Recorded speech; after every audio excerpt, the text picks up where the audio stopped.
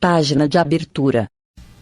Do livro Pão Nosso, psicografado por Francisco Cândido Xavier, pelo Espírito Emmanuel. Número da mensagem: 121. Título: Monturo. Nem presta para a terra, nem para o monturo. Lançam-no fora.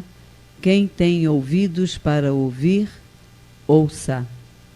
Jesus, Lucas 14:35. Segundo deduzimos, Jesus emprestou significação ao monturo. Terra e lixo, nesta passagem, revestem-se de valor essencial. Com a primeira realizaremos a semeadura. Com a segunda, é possível fazer a adubação onde se faça necessária. Grande porção de aprendizes, imitando a atitude dos fariseus antigos, foge ao primeiro encontro com as zonas estercorárias do próximo. Entretanto, tal se verifica porque lhes desconhecem as expressões proveitosas. O Evangelho está cheio de lições nesse setor do conhecimento iluminativo. Se José da Galileia ou Maria de Nazaré simbolizam terras de virtudes fartas, o mesmo não sucede aos apóstolos, que a cada passo necessitam recorrer à fonte das lágrimas que escorrem do monturo de remorsos e fraquezas propriamente humanos, a fim de fertilizarem o terreno empobrecido de seus corações. De quanto adubo dessa natureza precisaram Madalena e Paulo, por exemplo, até alcançarem a gloriosa posição em que se destacaram.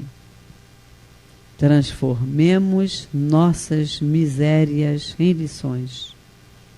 Identifiquemos o monturo que a própria ignorância amontoou em torno de nós mesmos. Convertemo-lo em adubo de nossa terra íntima e teremos dado razoável solução ao problema de nossos grandes males. Emmanuel. E agora, a palestra. Estamos terminando o capítulo 18, intitulado Muitos os chamados, poucos os escolhidos.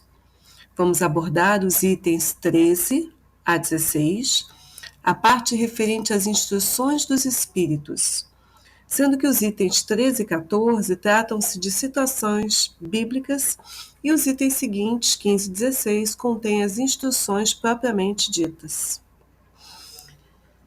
Item 13. Dar-se-á àquele que tem.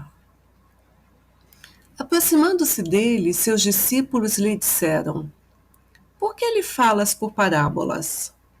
Respondendo, disse-lhes ele: É porque a vós outros vos foi dado conhecer os mistérios do reino dos céus, ao passo que a eles isso não foi dado. Porque aquele que já tem, mais se lhe dará, e ele ficará na abundância. Aquele, entretanto, que não tem, mesmo que tem, se lhe tirará. Por isso é que lhes falo por parábolas, porque vendo, nada veem, e ouvindo, nada entendem, nem compreendem. Neles se cumpre a profecia de Isaías, quando diz: Ouvireis com os vossos ouvidos e nada entendereis. Olhareis com os vossos olhos e nada vereis. Mateus, capítulo 13, versículos 10 a 14. Item 14. Tende muito cuidado com o que ouvis, porquanto usarão para convosco da mesma medida de que vos houverdes servido para medir os outros. E ainda se vos acrescentará, pois ao que já tem, dar-se-á, e ao que não tem, até o que tem se lhe tirará. Marcos, capítulo 4, versículos 24 a 25. Dá-se ao que já tem e tira-se ao que não tem. Meditai esses grandes ensinamentos que vos parecem, por vezes, contraditórios. Aquele que recebeu é o que possui o sentido da palavra divina. Recebeu unicamente porque tentou tornar-se digno dela e porque o Senhor, em seu amor misericordioso, anima os esforços que tendem para o bem. Suportados com resignação, perseverantes, esses esforços atraem as graças do Senhor. São um imã que chama a si o que é progressivamente melhor. As graças copiosas que vos fazem fortes para galgar a montanha santa, em cujo cume está o repouso após o trabalho. Tira-se ao que tem ou tem pouco. Toma isso como uma antítese figurada. Deus não retira das suas criaturas o bem que se lhe haja dignado de fazer-lhes. Deus é misericordioso. Homens cegos e surdos, abri as vossas inteligências e os vossos corações. Vede pelo vosso espírito nos estranhos espíritos. Ouvi pela vossa alma e não interpreteis de modo tão grosseiramente injusto as palavras daquele que fez resplandecer-se aos vossos olhos a justiça do Senhor. Não é Deus quem retira daquele que pouco recebera. É o próprio Espírito que, por pródigo e descuidado, não sabe conservar o que tem e aumentar, fecundando-o, o óbolo que lhe caiu no coração. Aquele que não cultiva o campo que o trabalho de seu pai lhe granjeou e que lhe coube em herança, o vê cobrir-se de ervas parasitas. É seu pai, ao acaso, quem lhe tira as colheitas que ele não quis preparar? Se a falta de cuidado deixou fenecerem as sementes destinadas a produzir nesse campo, é a seu pai que lhe cabe acusar por nada produzirem elas? Não e não. Em vez de acusar aquele que tudo lhe preparara, de criticar as doações que recebera, queixa-se do verdadeiro autor de suas misérias. E arrependido e operoso, meta corajoso mãos à obra. Prepare o solo ingrato da esperança com o esforço de sua vontade. Lavre-o fundo com o auxílio do arrependimento e aí sim da esperança. Lance nele confiante a semente que haja separado por boa, dentre as mais. Regue-o com seu amor e a sua caridade. E Deus, o Deus de amor e de caridade, dará àquele que já recebera. Verá ele, então, coroados de êxito, os seus esforços, e um grão produzir 100 e outro 1000. Ânimo, trabalhadores, tomai dos vossos arados e das vossas lavouras, lavrai os vossos corações, arrancai deles a contrariedade, semeai a boa semente que o Senhor vos confia e o orvalho do amor, que lhe fará produzir frutos de caridade. Um espírito amigo, Bordeaux, 1863. Como são importantes essas palavras, né, que nos traz esse espírito amigo de tanto tempo atrás, né? Como nós devemos semear tudo que separar o joio do trigo, separar o bem do mal, procurar cultivar o bem e buscar a nossa responsabilidade no que nos acontece, né?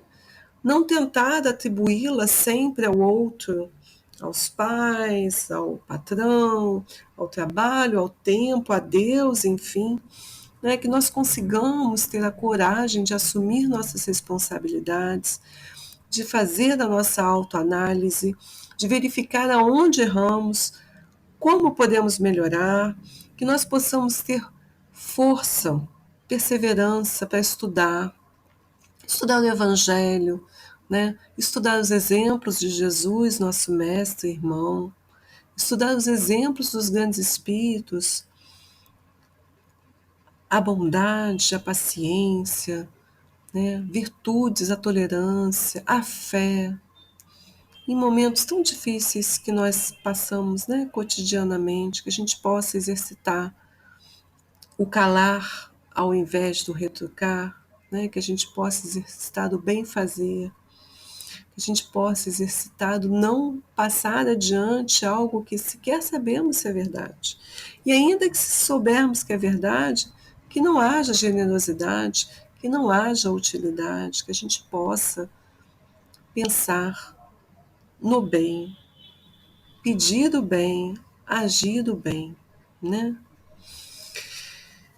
A próxima passagem.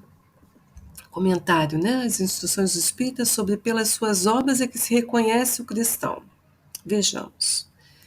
Nem todos os que me dizem Senhor, Senhor, entrarão no reino dos céus, mas somente aqueles que fazem a vontade de meu Pai que está nos céus. Escutai essa palavra do Mestre, todos vós que repelis a doutrina espírita como obra do demônio. Abri os ouvidos, que é chegado o momento de ouvir. Será bastante trazer a aparência do Senhor para ser-se fiel servidor seu? Bastará dizer, sou cristão, para que alguém seja um seguidor do Cristo? Procurai os verdadeiros cristãos e os reconhecereis pelas suas obras. Uma árvore boa não pode dar maus frutos, nem uma árvore má pode dar frutos bons. Toda árvore que não dá frutos bons é cortada e lançada ao fogo. São do Mestre essas palavras. Discípulos do Cristo, compreendei-as bem. Que frutos deve dar a árvore do cristianismo? Árvore possante, cujos ramos frondosos cobrem com sua sombra uma parte do mundo, mas que ainda que não abriguem todos os que se hão de agrupar em torno dela. Os da árvore da vida são frutos de vida, de esperança e de fé. O cristianismo, qual fizeram há muitos séculos, continua a pregar essas virtudes divinas. Esforça-se por espalhar seus frutos, mas quão poucos os colhem. A árvore é sempre boa, porém maus são os jardineiros. Entenderam de moldá-la pelas suas ideias, de talhá-la de acordo com as suas necessidades e interesses. Cortaram-na, diminuíram-na, mutilaram-na, tornando-a estéril.